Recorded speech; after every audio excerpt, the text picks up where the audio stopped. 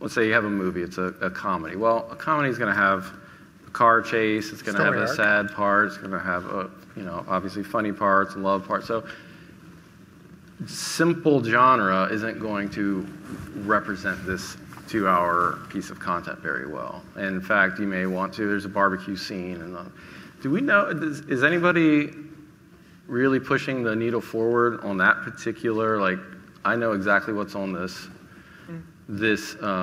scene, and I'm targeting the advertisement to that. You guys are doing. Well, didn't we do that at one time? Didn't we do that where we were meta tagging all the shows? Yeah. And then some psychologist that we would roll out in front of the upfronts would basically say, I know that if you show a pair of shoes at the end of the break, someone will buy it. If you pay less, will basically buy that inventory. Yeah. So that was the correlation, right? The last thing you saw was going to be the first thing you saw in the commercial break. Yeah, and there's some cool companies out there. There's a company called Fabric. They used to be called Meta, actually another guy that came out of WarnerMedia, and they changed their name when somebody else used that word Meta. The guy that started the company was deep into the content metadata tagging structure across all of WarnerMedia, right? And you're ingesting everything from TMS and Grace Note signals, and now companies, and there's small companies out there like Vion Labs that are doing actual video-based ingestion and doing scene-by-scene analysis of color, frame rate, music, the actors that are in there, and then taking the actual color and a color wave and the speed of the actual video to start categorizing actual more content metadata on top of that, so that you can make recommendations on the fact that, like, oh, Jesse loves, Tom Cruise faced action thrillers. Most of the colors are black, red, and yellow. I don't know, make it up, whatever, right? And then you can actually drill directly in and deep link to those specific moments within those movies or shows. And obviously you can identify ad breaks and identify the mood or identify the frame rate and colors to say, oh, this advertiser needs to be aligned with this ad break coming out of this type of an experience within the show. That is really exciting, right? It's also really scary, but it's really exciting in regards to really understanding behavioral science of people's attention to video itself. Well, yeah, and I feel like this kind of thinking, and it's been around for a while, but kind of restricted to just the larger studios and platforms.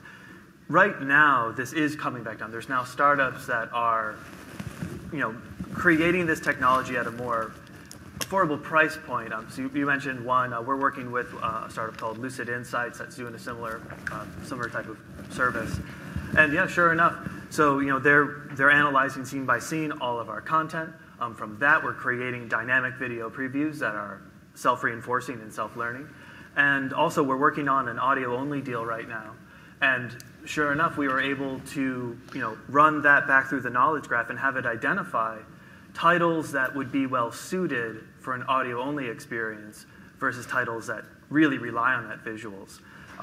Something that would have obviously been pretty tedious to have someone actually do that, but now I can have the team focus on vetting those recommendations rather than trying to find them in the first place. Yeah. And these tools, it's happening.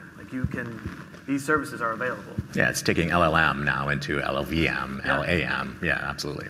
Yeah, and I think even on promos, when we had the editors at Turner Studios build promos, and you say, okay, how many promos are we going to build for the Alienist? Remember we did that project where it was there's one promo, we're going to send it to everybody, and everybody's going to watch that promo. And it's no, because you have to use different scenes and different shots for different types of people that may want a particular character they want to see first.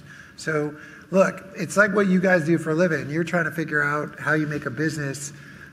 Basically, streaming video is, God, I've been doing this for a long time. And the fact that we've been able to keep it and bring it down for less costs, we call it controllable costs, right? More and more rights or content's going to be expensive to create. So the controllable costs that we manage in this room is going to be reliant on data to basically create sort of more cost-effective shows or more cost-effective targeting and personalization.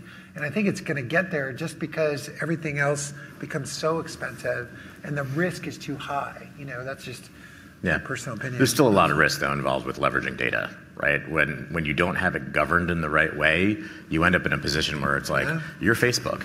and you drop the Facebook pixel, and the NFL and 40 other media companies are now getting sued for VPPA noncompliance because they were tracking every video you were viewing, right, on NFL.com, and then you went back to Facebook and they're instantly making recommendations on you without your consent, right? So it's understanding the data and the consumer experience to say, oh, great, well, we picked up IP address, IP delivered streaming video. Okay, that's actually protected in a way that you can't just use it unless the consumer actually knows and understands how that information is getting used.